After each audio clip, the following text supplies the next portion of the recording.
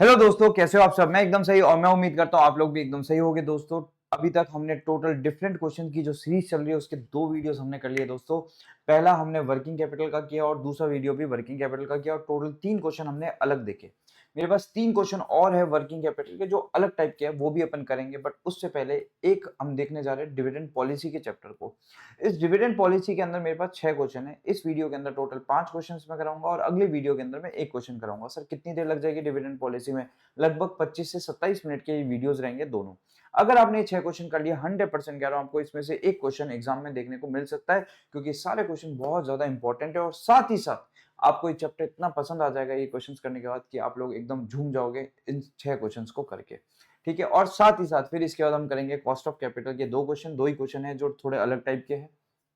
और जैसे ही हो जाएगा तो हम बचे हुए वर्किंग कैपिटल के 3 क्वेश्चंस भी कर लेंगे जो रहेंगे। ठीक है, फिर उसके बाद ratios, leverages, capital structure, investment decision. इनमें कोई ज्यादा टाइम लगेगा नहीं क्योंकि इन सब में ज्यादा नए क्वेश्चन है नहीं। बट कैपिटल स्ट्रक्चर में थोड़े से नए क्वेश्चन है, तो जो लगेगा उसी में टाइम लगेगा, बाकियों में नहीं लगेगा।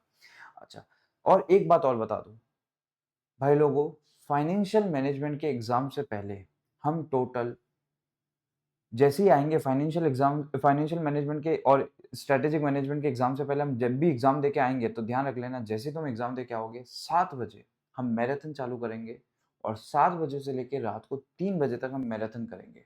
मतलब टोटल 7 घंटे की हम मैराथन करने वाले, 8 घंटे की मैराथन करने वाले। इस 8 घंटे की मैराथन में मैं आपको फाइनेंशियल मैनेजमेंट और स्ट्रेटेजिक मैनेजमेंट का इतना करा दूंगा कि आप आराम से अगले दिन एक और बार पूरे सब्जेक्ट को कर पाओगे। इस 8 घंटे में हमको इतनी इफेक्टिव तरीके से, इतने प्रोडक्टिव तरीके से, इतने टाइप के क्वेश्चन कर लेंगे कि आप लोग अच्छे खासे कॉन्फिडेंस में आ जाओगे। ठीक है, हम उसमें कोशिश करूंगा मैं कि पूरे के पूरे हम लोग मिलके फाइनेंशियल मैनेजमेंट कर ले, साथ ही साथ स्ट्रेटेजिक मैनेजमेंट की एटलीस्ट एक कैटेगरी तो अपन कर ले सारे चैप्टर्स की। ठीक है, तो ये मेरा पूरा टारगेट है 8 घंटे का। और फिर जब अपने पास पूरा अगला दिन बचेगा उसमें आप स्ट्रेटेजिक मैनेजमेंट की बी कैटेगरी और साथ ही साथ एफएमएसएम का पूरा सब्जेक्ट एक बार और कर पाओगे। तो याद रखना, फाइनेंशियल मैनेजमेंट से पहले जब भी एग्जाम देके आओगे उसके आते ही 7 बजे हम मैराथन को स्टार्ट कर देंगे और रात को 3 बजे तक वो मैराथन दोस्तों हम लेने वाले हैं। ठीक है, और उसके अंदर खूब सारी चीजें करेंगे, मजा आएगा। अच्छे अच्छे से क्वेश्चन करेंगे, वापस आपको याद दिलाऊंगा सबके पॉइंटर्स, सारे कंसेप्ट मैं आप लोगों को याद दिलाऊंगा, मजा आ जाएगा दोस्तों। तो चलो अभी अपन आगे बढ़ते हैं और करते हैं डिविडेंड पॉलिसी को स्टार्ट। इसका पहला नंबर जो दोस्तों क्वेश्चन है ना, इसमें कुछ कंसेप्ट यूज होते हैं, इसलिए मैंने इसका वीडियो अलग से रखा है। अगला जो वीडियो आएगा वो इसी के ऊपर है। बट आ जाओ, उससे पहले हम करते हैं question number second. Question number second भाई लोगों को बहुत आसान है, गॉर्डन और वॉल्टर है, सबको लगाना आता है। बट मेन चीज जो मेरे को आपको बतानी है ना, इसमें इसमें ये बताना है इसका दोस्तों ईपीएस गायब है, ईपीएस निकालना है। तो ईपीएस का फॉर्मूला आप लोग एक याद रख लोगे, return on equity into book value पर शेयर। सर इससे क्या होगा? ईपीएस आएगा, बिल्कुल आएगा। सर कैसे आएगा? तो मेरी बात सुनो, रिटर्न ऑन इक्विटी का फॉर्मूला क्या होता है? जितना पैसा इक्विटी के लिए पड़ा है डिवाइडेड बाय जितनी उनकी कैपिटल है, क्या ये रिटर्न ऑन इक्विटी का फॉर्मूला होता है? बट जब अपन इन चीजों को पर शेयर में लिखेंगे, इसको पर शेयर में लिखेंगे तो इसको ईपीएस बोलेंगे, और इक्विटी शेयर को, कैपिटल को जब पर शेयर में लिखेंगे तो इसको बुक वैल्यू पर शेयर बोलेंगे। तो बोलो क्या ये रिटर्न ऑन इक्विटी आ गया? ये रिटर्न ऑन इक्विटी आ गया। अब बताओ, ये पर शेयर के फॉर्मूले के बेसिस पे आ गया, और जब इन दोनों को मल्टीप्लाई कर देंगे तो बोलो क्या ईपीएस आ जाएगा? बिल्कुल आ जाएगा। और इस क्वेश्चन में भी ऐसा ही है, हमें रिटर्न ऑन इक्विटी दिया हुआ है और बुक वैल्यू पर शेयर दिया हुआ है, तो इन दोनों को मल्टीप्लाई करके हम क्या लेके आ सकते हैं? ईपीएस। और एक बार ईपीएस आ गया ना, काम खत्म हो जाएगा, क्योंकि हमें रिटेंशन रेशो दिया हुआ है। तो हमारे पास क्या डीपीओ इसका अपोजिट आ जाएगा 35%, और वो ईपीएस पे लगता है, ईपीएस पे लगा देंगे। और जब डीपीओ का परसेंटेज ईपीएस पे लगाया जाता है तो वो डी जीरो आता है, तो हमारे पास डी जीरो आ जाएगा, उसमें ग्रोथ जोड़ देंगे। सर ग्रोथ का है, ग्रोथ आ जाएगी बी इंटू आर। हमारे पास बी भी है और आर भी हमारे पास पड़ा है, अभी मैंने बताया था आपको आर कितना दिया हुआ है 15%, तो इससे ग्रोथ भी आ जाएगी। तो बाकी सारा काम हो जाएगा। इस क्वेश्चन में सिर्फ एक बात स्ट्राइक पे आनी चाहिए, दिमाग में आनी चाहिए कि यहाँ पे ईपीएस हमारा कहाँ पे है। तो ये सबको पता होता है, बट फिर भी मैं आप लोगों को एक बार फॉर्मूला याद करा रहा हूँ, कल को क्वेश्चन आ जाए तो एग्जाम में बिल्कुल भी दिमाग लगाने की जरूरत ही ना पड़े। Return on equity into book value पर शेयर से कौन आ जाएगा? ईपीएस। तो इस क्वेश्चन का कंक्लूजन यही है कि ईपीएस कैसे निकलेगा। बोलो दोस्तों, समझ आई तुम लोगों को ये बात? तो क्वेश्चन नंबर सेकंड अपना इसी के साथ कंप्लीट होता है। ठीक है, सिर्फ इसमें क्या निकालना सीखना है? ईपीएस। अब मैं आप लोगों को क्वेश्चन नंबर 6 बता रहा हूँ। क्वेश्चन नंबर 6 दोस्तों, मेरा मन कहता है आज नहीं तो कल, कल नहीं तो परसों ये क्वेश्चन कभी ना कभी एग्जाम में देखने को मिलेगा। This time this question is most important. और ये क्वेश्चन दोस्तों आपने देख रखा है। सर कहाँ देख लिया हमने ये क्वेश्चन? आपको याद है तिरुव लिमिटेड करके जो क्वेश्चन होता था, मैं लेके आया हूँ वो तिरुव लिमिटेड करके क्वेश्चन, क्वेश्चन नंबर 19 है अपनी बुक का। और same to same question number 18 भी है दोस्तों। ये सेम क्वेश्चन 18 और 19 जैसा क्वेश्चन अभी मैं आप लोगों को वापस से करा रहा हूँ, जिससे याद आ जाए। Most important for 5 marks. हो सकता है पेपर खोलो पहला क्वेश्चन आपको ये देखने को मिल जाए 5 नंबर का। ठीक है सर, इस क्वेश्चन में है क्या? तो मैं आपको ये पूरा क्वेश्चन समझाता हूँ। देखो जो फर्स्ट पार्ट है ना वो बहुत आसानी से हो जाएगा। क्या है, सुनो बात को। ये बोलता है आप क्या करो, calculate the rate of return. अब अपने को दिया हुआ क्या क्या है, P0 दिया हुआ है कि करंटली अभी शेयर इतने में सोल्ड हो रहा है, तो P0 हमें 1570 रुपए दिया हुआ है। ठीक है सर, समझ आ गई बात।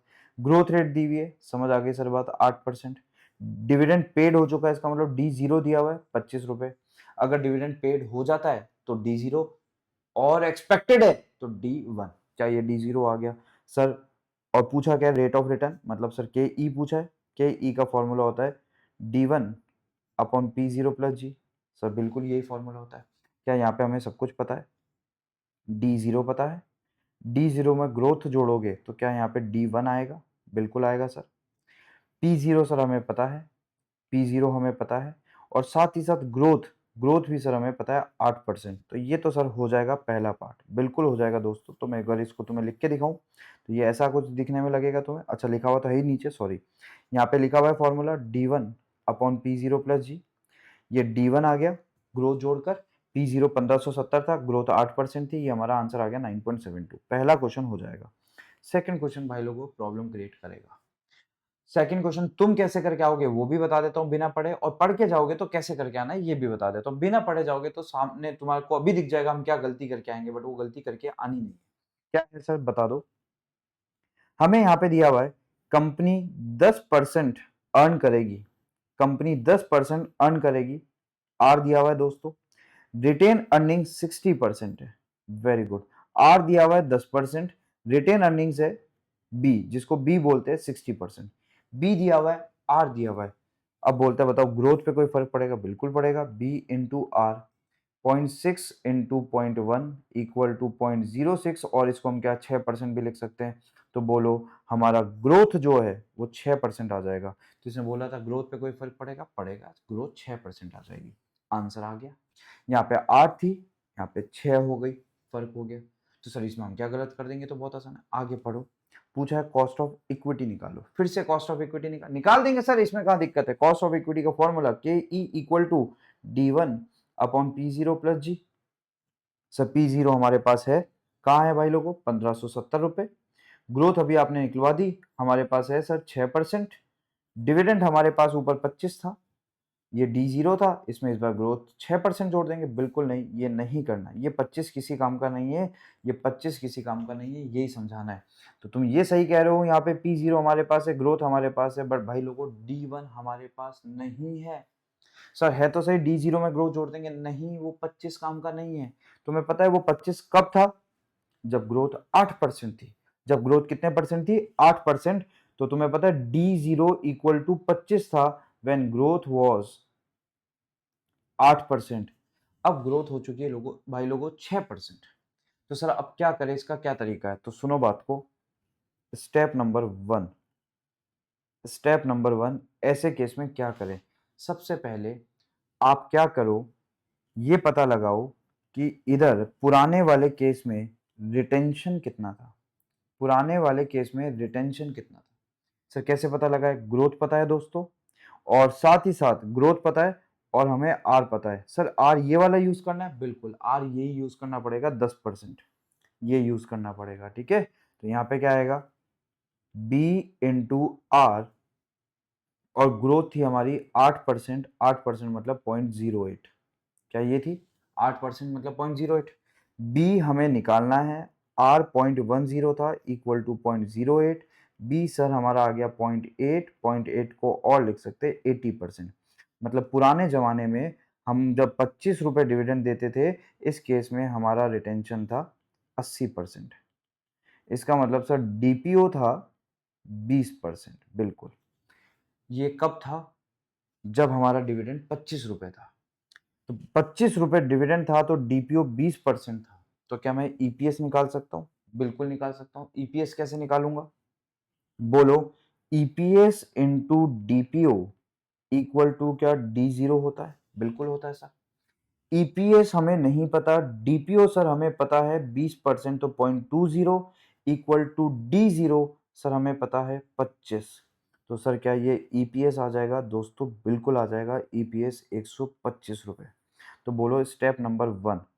स्टेप नंबर 1 में रिटेंशन निकालोगे। With the help of retention you will able to find DPO which is 20%, and with the help of this DPO you will able to find EPS। कैसे? 25 डिविडेंड था divided by DPO, ऐसा करेंगे तो EPS आएगा और ये आता है 125 रुपए। बोलो स्टेप नंबर समझ आया? पुराने टाइम का EPS निकाल के आओगे। समझ आ गई सर बात? अब बताओ इस बार रिटेंशन कितना है? अब क्या रिटेंशन चेंज हो रहा है? बिल्कुल हो रहा है। इस बार सर रिटेंशन हो रहा है 60%, मतलब 40% क्या है? डीपीओ। क्या डीपीओ चेंज हो रहा है? क्या डीपीओ चेंज हो रहा है? तो इसका मतलब डिविडेंड भी चेंज होगा। समझे बात को? डीपीओ चेंज हो रहा है तो डिविडेंड भी चेंज होगा। पिछली बार डीपीओ 20% था, इस बार डीपीओ 40% है, तो इस बार डिविडेंड वापस निकालना पड़ेगा। D1 equal to EPS into DPO. Sir अपना हाथ रोक लो, अभी आपने बताया था EPS into DPO D zero आता है। दोस्तों बिल्कुल सही है। तो सर यहाँ पे D1 क्यों आ गया? यहाँ पे D1 इसलिए आ गया क्योंकि ये सारी चीजें एक्सपेक्टेड है। एक्सपेक्टेड। तो इसका मतलब इस बार जब मल्टीप्लाई करोगे ईपीएस को किससे? डीपीओ से। D1 आएगा दोस्तों, D1 आएगा, सीधे D1 आएगा, ग्रोथ जोड़ मत देना। तो बोलो ईपीएस 125 है, डीपीओ 40% है, इस बार 50 आ गया और ये 50 D1 आ गया।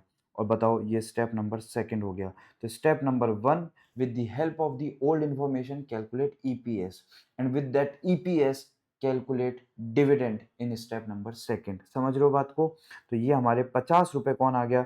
डिविडेंड आ गया। नहीं, अब क्या करना है? नहीं क्या, सॉरी, अब क्या करना है भाई लोगों? 50 रुपए डिविडेंड आ गया। अब हमें इसको इस फॉर्मूले में लगाना है। क्या हमारे पास P0 था, ग्रोथ था, क्या D1 आ गया 50 रुपए? अब हमारा आंसर आ जाएगा KE का, और KE का आंसर आ गया 9.18। तो पता है हुआ क्या? इस बार का डिविडेंड हमारे पास नहीं था। सर कैसे लेके आए? पहले पुराने वाले का ईपीएस निकाला और नए वाला डीपीओ लगाया। अब बात क्या है सर? हमारे पास आर कहाँ से आएगा? आर भाई लोगों यहाँ से आएगा, इसको लेके जाओगे, इससे रिटेंशन रेशो निकालोगे, बचा हुआ डीपीओ आ जाएगा। समझ आ गई आप लोगों को बात? ये क्वेश्चन बहुत इंपॉर्टेंट है, तिरुव लिमिटेड, और साथ ही साथ ये नाम याद कर लेना, इन तीनों में से एक नाम दिख सकता है, पीक्यूआर, तिरुव लिमिटेड और आरएसटी लिमिटेड। आरएसटी था क्या शायद? हाँ, आरटी लिमिटेड। आरटी लिमिटेड, इन तीनों में से मुझे तो लगता है 5 नंबर की ओपनिंग हो सकता है, ओपनिंग बैट्समैन हो सकता है इस बार ये क्वेश्चन। ठीक है, ये क्वेश्चन अपन ने कर लिया, क्वेश्चन नंबर 6। 2 क्वेश्चन हो गए दोस्तों और 13 मिनट निकल चुके हैं। और सर आपने कहा था 27 मिनट में 6 के 6 हो जाएंगे, देखो तो सही तुम अभी। ठीक है, अब आगे देखो। अब एक क्वेश्चन है, this question is with lot of distraction. Sir distraction क्या है? डिस्ट्रैक्शन दोस्तों ये है, इसके अंदर CAGR दिया हुआ है, कंपाउंडेड ग्रोथ रेट दी हुई है टर्नओवर की, किसी काम की नहीं। ये क्वेश्चन जब आएगा ना एग्जाम में बहुत आसान है, बट ये जो CAGR और ये मजे लेने के लिए दिए हुए हैं, डिस्ट्रैक्शन है। सर ये डिस्ट्रैक्शन आए कहाँ से भाई लोगों? AI से आए। जब AI से क्वेश्चन बनते हैं ना तो वो डिस्ट्रैक्शन तो दे ही देता है। ये दिया हुआ, ये अगर एग्जाम में आ गया ना, आदमी सोचता रह जाएगा इसका क्या करे। कुछ नहीं करना दोस्तों, टर्नओवर का CAGR डिविडेंड पॉलिसी में किस काम का? डिविडेंड पॉलिसी में क्या काम आता है आप लोगों को पता है ना? वही चीजें यूज लो। D1 काम आता है, KE काम आता है, P0 काम आता है। ये CAGR कब से काम आने लग गया दोस्तों? कोई काम का नहीं है। ठीक है, तो इसका कुछ भी काम नहीं लेना। तो सर ये बाकी क्वेश्चन क्या? बहुत आसान है, बट इस क्वेश्चन के आंसर में एक गलती है। ये आरटीपी मई 2025 का क्वेश्चन है। क्या गलती है सर बता दो? तुम क्या करना, गलत ही करिए ना, नीचे नोट डालिए ना, ये आंसर ऊपर वाला सही नहीं है। अगर ये क्वेश्चन आ गया तो, और आ सकता है क्योंकि आरटीपी मई 2025 का है, यूं लिख के आना, ऊपर वाला आंसर सही नहीं है, यहाँ पे गलती है। वो गलती क्या है मैं आपको बता रहा हूँ। क्या ये ROI है? ये भी ROI है, ये भी ROI है दोस्तों। हमेशा में एक ही ROI चाहिए होता है, इस बार 3 दिए हुए तो इनको प्रोबेबिलिटी से मल्टीप्लाई करके एक ROI ले आओ। तो लिया है सर एक ROI, ये मल्टीप्लाई करा, मल्टीप्लाई करा, मल्टीप्लाई करा, और एक ROI आ गया 21%। ये 21% गलत है दोस्तों, ये सजेस्टेड आंसर है, इसलिए मैंने यहाँ पे लिखा है ये गलत है। सर क्यों गलत है? क्योंकि प्रोबेबिलिटी का जोड़ 1 से ऊपर है दोस्तों, 1 से ऊपर प्रोबेबिलिटी का जोड़ नहीं होता है। तो ये बाय चांस 21% आ गया, ये 21% आना नहीं चाहिए। तो क्या होगा सर, इसको एडजस्ट करना पड़ेगा। 21% डिवाइडेड बाय 1.4, 1.4 कहाँ से आया, प्रोबेबिलिटी का जोड़, इनटू इसको 1 के बराबर लाएंगे और ये आएगा 15%। बट ऐसा तुम्हारी बुक में नहीं कर रखा, तुम भी मत करके आना, नीचे लिख के आना कि ऊपर जो ROI आया है वो 15% होना चाहिए, क्योंकि प्रोबेबिलिटी 1.4 है, which is not possible, probability 1 होनी चाहिए। समझ गए बात को, बट सिर्फ इसको नोट में डाल के आना, बाकी तुम 21% से करना। क्या आर आ गया दोस्तों? अब अच्छा सर, ग्रोथ निकालने के लिए बी इंटू आर चाहिए होता है, तो क्या सर आर आ गया 21%, बी कहां से लाएंगे, बी इस बार फैला फैला के दिया हुआ है, 40, 65, 50, 45, 30, पिछले 5 सालों को, तो डिवाइडेड बाय 5 करके इसका एवरेज ले लेना, तो बी इंटू आर हो जाएगा और ग्रोथ आ जाएगी। तो ये आ गया B into R, B into R, B into R कहाँ गया दोस्तों, ये रहा, बी इंटू आर करेंगे और ग्रोथ आ जाएगी, और ग्रोथ आ गई 9.66%। समझ आई तुम्हें बात? अब हमें क्या करना है, बहुत इंपॉर्टेंट बात, यहाँ पे हमें डिविडेंड दिया हुआ है 3 रुपए पर क्वार्टर, इंटू 4 करना और इसको पूरे साल का बनाना 12 रुपए। तो ये क्वार्टरली बेसिस पे दिया हुआ है, तो 3 इंटू क्या करना, 4 करना और पूरे साल का बनाना 12 रुपए, और ये डिविडेंड आ गया दोस्तों 12 रुपए। इसके अंदर ग्रोथ जोड़ देना, ये बन जाएगा D1। तो दूसरी बात यहाँ पे ये आ गई। तीसरी बार KE निकालने के लिए हमें CAPM बताया हुआ है, CAPM से KE निकाल देंगे। सब कुछ आ गया दोस्तों। अब तो ये क्वेश्चन सॉल्व हो जाएगा, ये इधर पुट कर देना, वॉल्टर से भी सॉल्व हो जाएगा और गॉर्डन से भी सॉल्व हो जाएगा। मेन बात इसमें क्या थी, एक तो क्वार्टर को एनुअल बनाना मत भूलना और फिर ग्रोथ जोड़ना। अगली बात यहाँ पे क्या थी, ROI इतने सारों का क्या करे, एक चाहिए, प्रोबेबिलिटी से मल्टीप्लाई करके निकाल लो। रिटेंशन रेशियो का इतने सारों को क्या करे, एक चाहिए, डिवाइडेड बाय 5 करके एक निकाल लो। तो क्या बन जाएगा, बी इंटू आर, उससे ग्रोथ आ जाएगी, बट डिविडेंड का याद रखना, क्वार्टर दिया हुआ है, इंटू 4 करके आंसर निकाल लेना। और ये गलत है, नीचे नोट डाल के आ सकते हो दोस्तों, ये गलत है, डिवाइडेड बाय 1.4 इंटू 1 करके नीचे दिखा के आ जाना, ये 15 आना चाहिए, ठीक है। इसी के साथ एक और क्वेश्चन कंप्लीट होता है दोस्तों, सॉल्यूशन नंबर 5। अब दो क्वेश्चन और है, दो क्वेश्चन और है, दो क्या, 3 क्वेश्चन और है, अजीब अजीब से, बिना हाथ पैर के, बिना हाथ पैर के 3 क्वेश्चन और है। 3 सेकंड तो हो गया ना, अच्छा 3, 4, 5 बिना हाथ पैर के क्वेश्चन है। 3 क्वेश्चन अपन ने कर लिए, 2 number question, 5 number question, 6 number question. अरे कौन कौन से हो गए, अच्छा 2 और बचे, 3 नंबर क्वेश्चन और 4 नंबर क्वेश्चन दोस्तों, सॉरी 2 क्वेश्चन और बचे, 3 नंबर क्वेश्चन और 4, 5 और 6 तो हो गए, 5 भी हो गया, 6 भी हो गया, 2 भी हो गया, 3 और 4 बचे। और फर्स्ट तो मैंने बताया अगली वीडियो में कराऊंगा, तो माफी चाहता हूँ। अभी अपनी क्लास 15 मिनट की हो चुकी है, 15 क्या सॉरी 16 मिनट की क्लास हो चुकी है। अब अपने पास बचे हैं 4 मिनट। क्या सर 4 मिनट में 2 क्वेश्चन हो जाएंगे? हो जाएंगे दोस्त, बहुत आसान है, नहीं होंगे तो 2 मिनट और सही, ठीक है। तो आ जाओ, बहुत आसान क्वेश्चन है दोस्तों, मैं बता नहीं सकता। तो देखो क्वेश्चन नंबर 3, क्वेश्चन नंबर 3 की मैं आपको कहानी बता देता हूँ। कहानी बहुत अजीब सी है क्वेश्चन नंबर 3 की। कहता है एक प्रॉफिटेबल FMCG है जो डिविडेंड पॉलिसी को वापस चेंज करना चाहता है, कर ले भाई जो करना है कर, फालतू बातें मत कर। इक्विटी शेयर कैपिटल 20 लाख रुपए है, रिजर्व एंड सरप्लस 30 लाख रुपए है, अर्निंग आफ्टर टैक्स दिया हुआ है, ROI दिया हुआ है, KE दिया हुआ है, मार्केट प्राइस दिया हुआ है, नंबर ऑफ शेयर दिए हुए, करंट डेट इक्विटी रेशियो 0.5:1 दिया हुआ है। नाटक करके मत दे, सीधे बता दे ये दोनों 50 लाख है, ये इक्विटी है, दोनों को मिला के इक्विटी कहलाते हैं, तो डेट इसका मतलब 25 लाख रुपए है। तो इतने नाटक करने की कहां जरूरत थी, 25 लाख रुपए दोस्तों डेट है। अब बोलता है कंपनी चाहती है 12 लाख रुपए का इन्वेस्टमेंट चाहिए, कंपनी को 12 लाख रुपए का इन्वेस्टमेंट चाहिए। पहला पॉइंट, बोर्ड ऑफ डायरेक्टर कहते हैं कि हम डिविडेंड पे आउट रखना चाहते हैं 100% या फिर 50% या फिर 0%। मार्केट कंडीशन सही ना होने के कारण नए शेयर इशू नहीं किए जा सकते। कहाँ करने हैं नए शेयर इशू, यही तो प्रॉब्लम है इस क्वेश्चन के साथ। कहाँ करने हैं नए शेयर इशू, परेशान करेगा, इरिटेट करेगा, तो क्वेश्चन पढ़ो। नए शेयर इशू नहीं किए जा सकते। एनी फाइनेंशियल शॉर्टेज जो भी है वो डेट से कवर करी जाएगी, बट डेट से कवर करने के बाद 1:1 से डेट इक्विटी का रेशियो ऊपर नहीं जाना चाहिए। टैक्स रेट है 30%, इंटरेस्ट है 10%। You are required to calculate market price under each option, किसके, वॉल्टर के मेथड से, तो निकाल देंगे। वॉल्टर के मेथड में क्या चाहिए, वॉल्टर के मेथड में सर डी चाहिए होता है, क्या हमारे पास डी नहीं है? है ना डी। डिविडेंड हमारे पास गिवन नहीं है क्या दोस्तों? डिविडेंड बिल्कुल गिवन है। बताओ कहाँ पे गिवन है डिविडेंड? 100% गिवन है। तो बताओ यहाँ पे डिविडेंड 100% आ गया। 100 किसका लोगे सर? ईपीएस का। बोलो ईपीएस कितना है? क्या ये अर्निंग आफ्टर टैक्स 10 लाख है? इसी का नाम क्या? अर्निंग अवेलेबल फॉर इक्विटी होगा। सर इसी का नाम अर्निंग अवेलेबल फॉर इक्विटी क्यों होगा? क्योंकि यहाँ पर प्रेफरेंस शेयर नहीं है। और डिवाइडेड बाय जब नंबर ऑफ शेयर करोगे क्या ईपीएस आ जाएगा? ईपीएस आ गया 5 रुपए। 5 रुपए ईपीएस आ गया। कहते हैं डिविडेंड पे आउट को 100% रखो। रख दे भाई 100% और ले ले। डिविडेंड आ गया 5 रुपए। आर हमारे पास ऊपर गिवन है, के ई हमारे पास गिवन है। सर दिखाओ ना कहाँ गिवन है? ये रे आर और ये रहा के ई गिवन है। ये भी काम हो गया। और ये तो अपने को पता ही है ब्रैकेट में ई माइनस डी, तो ई भी गिवन है, सब कुछ गिवन है, के ई भी गिवन है। क्या आंसर आ जाएगा? तीनों ऑप्शन में आंसर आ जाएगा। इतना आसान डराता है क्वेश्चन बड़ा दिखा के। तो ये आ गया डिविडेंड पे आउट। अब बोलता है इंटरनल फंडिंग से हमें 12 लाख रुपए चाहिए, क्या ये चीज पॉसिबल है हर पे आउट सिचुएशन में? तो आओ चेक करते हैं। ये पॉइंट थोड़ा अजीब सा है। कितने रुपए चाहिए दोस्तों? 12 लाख रुपए चाहिए। इस बार हमने कमाए कितने? 10 लाख। पहले वाले केस में 10 लाख में से हम 100% बांट देंगे तो रिटेन अर्निंग्स जीरो बची। अब रिटेन अर्निंग्स जीरो बची तो पैसा कितना और चाहिए? 12 लाख सारा ही चाहिए।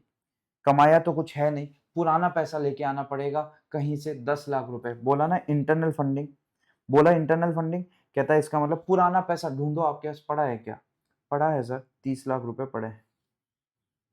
और हमारे शॉर्टफॉल कितना आ रहा है? 12 लाख। सर ये 12 लाख कैसे आया शॉर्टफॉल? हमने कमाए कितने? 10 लाख। सारे के सारे बांट दिए। कुछ नहीं पड़ा, कुछ नहीं पड़ा रिटेन अर्निंग्स में। तो ये जो 12 लाख रुपए चाहिए थे इन्वेस्टमेंट के, वो सारे शॉर्टफॉल हो गए। और हमारे पास इंटरनल फंडिंग 30 लाख की पड़ी है। क्या ये चीज हमारे लिए फिजिबल है? बिल्कुल है फिजिबल। अगले केस में 50% बांटा 10 लाख का, तो 5 लाख क्या जेब में रख लिया रिटेन अर्निंग्स, तो शॉर्टफॉल 7 लाख हो गए। तो भाई ये फिजिबल है ही ना। जब 30 लाख फिजिबल था तो ये 7 लाख तो फिजिबल है ही। अगले में आ जाओ, 0% पे आउट। तो सारा 10 लाख रोक लिया, अब सिर्फ 2 लाख शॉर्टफॉल है। क्या ये फिजिबल है ना भाई? फिजिबल है। तो फिजिबल पूछा था कि फिजिबल है या नहीं है इंटरनल फंडिंग से। बिल्कुल फिजिबल है भाई लोगों, क्योंकि हमारे पास 30 लाख रुपए पड़े हैं और किसी केस में 12 लाख चाहिए, किसी में 7 चाहिए, किसी में 2 चाहिए। इतना पैसा हमारे पास है तो बात खत्म। अब आगे आ जाओ। Determine the revise debt equity ratio अगर शॉर्टफॉल को बोरोइंग से मैट किया जाता है। कौन से केस में? 50% पे आउट में। तो आ जाओ, कहते हैं 50% पे आउट में पैसा कहाँ से लाया जाता है? डेट से। तो ये 7 लाख रुपए कहाँ से जुगाड़े जाएंगे? डेट से जुगाड़े जाएंगे। तो बताओ पहले क्या डेट 25 लाख रुपए का था? सर 25 लाख कहाँ से? याद करो 50 लाख इक्विटी था, उसका 0.5 डेट था तो 25 लाख था। 7 लाख रुपए का डेट और आ गया तो डेट क्या 32 लाख रुपए का हो गया? बिल्कुल हो गया सर। और साथ ही साथ इक्विटी कितना था? 50 लाख रुपए का था। इस बार रिटेन अर्निंग्स और आ गई 5 लाख की। क्या ये 55 लाख की हो गई? तो ये 55 हो गया, ये 32 हो गया। रेशो निकाल दो, 0.582 आ गया। और इसमें बोला था डेट इक्विटी रेशो 1:1 से ऊपर नहीं होना चाहिए, तो ये तो 0.582 है। इसका मतलब ये विद इन द कैप है, तो 1:1 के अंदर अंदर है। अब लास्ट बात कहता है बताओ डिविडेंड पे आउट होना कितना चाहिए? When R is greater than K E then DPO will be 0। तो डीपीओ 0 आ गया। आर 15 था, के ई 12 था, तो are is greater than K E, therefore DPO equal to 0%। समझ आई तुम्हें बात? तो फिजिबल वाली बात समझ आई। और इससे ऊपर में तो कुछ था नहीं, फालतू बातें थी। और ये बात भी तुम्हें समझ आई, डेट इक्विटी रेशो। तो अब सारी इंफॉर्मेशन कहाँ कहाँ काम आई समझ आया तुम्हें? ये बात भी समझ आई कि यहाँ पे 1:1 कहाँ काम आया। तुम्हें ये बात समझ आई, ये 100%, 50%, 0% पे निकालना था। क्या तुम्हें 0.5:1 वाली बात समझ आई? तो ये सारी चीज़ें अपन ने कर ली। और साथ ही साथ तुम्हें ये समझ आ गया ना फिजिबिलिटी कैसे निकालनी थी। 12 लाख चाहिए, डीपीओ से निकालो और देखो रिटेन अर्निंग्स में कितना रहा, और जितना रिटेन अर्निंग्स में नहीं रहा वो सारा हमें कहाँ से लाना पड़ेगा?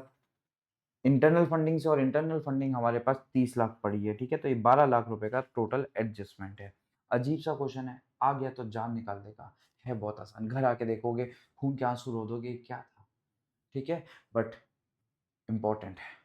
क्यों? क्योंकि नए टाइप का क्वेश्चन है। इसी के साथ तीसरा नंबर क्वेश्चन भी दोस्तों अपना हो गया।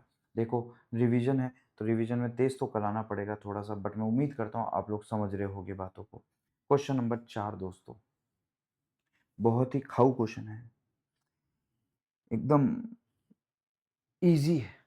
बट प्रॉब्लम वही है, ये इंफॉर्मेशन ला कहाँ से रहा है? एआई। एआई भाई साहब परेशान कर रहा है। मुझे एक बात बताओ, ईपीएस गिवन है, डीपीएस गिवन है, number of equity share, R K E M P, return ratio, tax ratio, ये कॉर्पोरेट बॉन्ड यील्ड का भाई हमारे बगीचे में क्या काम? हम तो डिविडेंड पॉलिसी में है, कॉर्पोरेट यील्ड क्यों मजे लेने आया है? तो भाई लोगों, comparison with cost of equity कोई काम नहीं है। अगर इसको डिटेल में पढ़े तो जरूर काम होगा, बट क्वेश्चन सॉल्व करने के तो काम नहीं आने वाला। तुम बताओ ना, गॉर्डन मॉडल और वॉल्टर मॉडल में कॉर्पोरेट यील्ड का क्या लेना देना? फालतू information, distraction in the question, मजे लेने के लिए घुमा देगा तुम्हें। तुम तो कैसे पता चलेगा सर हमें डिस्ट्रैक्शन है? आपको तो पता है, हमें कैसे पता चल? अरे भाई फॉर्मूला लिख ले, फॉर्मूला लिख ले, उसमें कुछ भी काम आ रहा है? ऐसा घटिया चीज नहीं आ रही तो डिस्ट्रैक्शन, जबरदस्ती क्यों छेड़ना है इसके साथ? अगला क्या है sir? Further the company has investment proposal requiring 30 lakh रुपए with an expected return of 14%। Dividend increase होता है 7 रुपए से तो शेयर प्राइस गिरेगी 104 पे राइज होगी, रिड्यूस होता है 4 पे तो प्राइस गिरेगी 95 पे। सीएफओ बोलता है एमएम अप्रोच को फॉलो करो, बोर्ड बोलता है नहीं भाई हम तो वॉल्टर को फॉलो करेंगे। तो ठीक है, अब करना क्या है देखो, बोलता है वॉल्टर से भी निकालो, बोलता है गॉर्डन से भी निकालो, बोलता है एमएम से भी निकालो। अरे तो निकाल दो। तो इसमें ये क्या इन्फॉर्मेशन है 30 लाख? ये भी बेकार है। मुझे बताओ इन तीनों मेथड में इन्वेस्टमेंट कहाँ चाहिए? सर एमएम में चाहिए होता है, एमएम में बाद में चाहिए होता है, इन्वेस्टमेंट की बात बाद में आती है, बात तक तो पहुंची नहीं। इसने तो एमएम से पता है क्या पूछा है? प्राइस पूछिए, प्राइस पूछिए। How by way of dividend irrelevance theory, whether a change in dividend payout has any impact on the firm's valuation assuming no tax and perfect capital markets। तो इसमें तो बस प्राइजेस निकाल के दिखानी है, ये तो बहुत ही आसान है। तो फालतू चीजें दी हुई है, तो अपने को भी कुछ ज्यादा मजे करने नहीं है, सीधे सीधे आंसर निकालना है। तो बोलो वॉल्टर का फॉर्मूला क्या तुम्हें नहीं आता? ये वॉल्टर का फॉर्मूला नहीं आता क्या? हमें डिविडेंड गिवन है, गिवन है आर, गिवन है के, गिवन है ई, गिवन है डी, गिवन है। अरे तो आंसर आ गया, आंसर आया 91.67। अब तुम पता है क्या बोलोगे? मार्केट प्राइस है 100, वॉल्टर से आता है 91.67, तो current dividend policy is not optimal as per Walter model. इसने यही पूछा था वॉल्टर मॉडल से क्या ये ऑप्टिमम है? तो नहीं है, क्योंकि वॉल्टर मॉडल से आंसर है 91.67 और ऊपर मार्केट प्राइस दी हुई है 100 रुपए। तो इसका मतलब ऑप्टिमल नहीं है, करंट मार्केट प्राइस के बराबर नहीं आ रहा। तो वॉल्टर कहता है मत दो डिविडेंड, क्योंकि करंट मार्केट प्राइस से आप नीचे चले गए, तो ऑप्टिमल नहीं है। अब गॉर्डन से सॉल्व करेंगे, गॉर्डन से आंसर आ गया 100 रुपए और ऊपर भी कितना आ रहा था क्वेश्चन में? 100 गिवन था, तो ऑप्टिमल है गॉर्डन के हिसाब से, बात खत्म। अब अगला क्या निकालना है अपने को? तो ये कहता है this suppose the current market price. क्यों? क्योंकि आंसर आ गया 100 के बराबर। अगला क्या है? एमएम थ्योरी है, इररेलेवेंस थ्योरी है, इससे P0 निकालना है। तो सिचुएशन नंबर 1 में निकालेंगे, सब कुछ गिवन है दोस्तों। देखो क्या गिवन है, D6। सर D6 कहाँ से आया? यहाँ पे लिखा हुआ था। अगर डिविडेंड 6 हो जाए, 7 हो जाए, 4 हो जाए, तो 6 आ गया, 7 आ गया, 4 आ गया, ठीक है। फिर उसके बाद P1 100, 104, 95, 95। सर ये कहाँ से आ गया? ये लास्ट पैराग्राफ में दिया हुआ था। 104 हो जाएगा, 95 हो जाएगा, तो ये सारी चीज़ें इसके अंदर दी हुई थी, तो ये यहाँ पे आ गई। तो ये सारी चीज़ें अपन ने रख दी। पहले केस में तो 100 ही रहेगा, फिर 104 हो जाएगा, 95 हो जाएगा, सारी चीज़ें आ गई। के गिवन था, ये सारी प्राइजेस आ गई। तुम्हें पता है ना क्या फॉर्मूला होता है P0 का? D1 plus P1 upon 1 plus के ई। पता है ना, इसको पीछे खींच के लाते, तो बस ये निकालना था। और बाद में क्या बोल दिया? सो a change in dividend pay out has Indeed impact on the firm valuation. तो ये सारी चीज़ें इसके अंदर आ गई और ये पूरा का पूरा क्वेश्चन अपने हो गए। 5 के 5 क्वेश्चन हो गए। अब सिर्फ कौन सा क्वेश्चन बचा है? First question. तो ये पांचों क्वेश्चन आप लोग रिवाइज करके जाओगे किसी भी हालत में, ठीक है। अब अपन आगे करेंगे छठा नंबर क्वेश्चन अगले वीडियो में। तो ये लगभग वीडियो जो हमारा है 25 मिनट के आसपास हो चुका है दोस्तों। 25-26 मिनट जो भी हुआ है देख लेना। 4-5 मिनट का अगला वीडियो और आएगा, 4-5 नहीं 7-8 मिनट का अगला वीडियो आएगा और उसके बाद डिविडेंड पॉलिसी खत्म और बढ़िया बढ़िया क्वेश्चन अपन ने कर लिए, ठीक है। चलो, कुछ भी डाउट हो आप लोग पूछ लेना। मेरे को पता है एमएम के अंदर आप लोगों को डाउट आ सकता है, मैं ज़्यादा इसको डिटेल में बात करूंगा नहीं, क्योंकि देखो जो रेगुलर क्लास होती है उसमें तो इसको खोल खोल के पढ़ते हैं, बट यहाँ पे अभी अपने पास टाइम है नहीं। तो जिसको समझ आ गया ठीक है, अदरवाइज मेरे से पूछ लेना आप लोगों को, कोई दिक्कत नहीं है, ठीक है। मैं ऐसे ही बता दूंगा आप लोगों को। तो मिलते हैं नेक्स्ट क्लास के अंदर।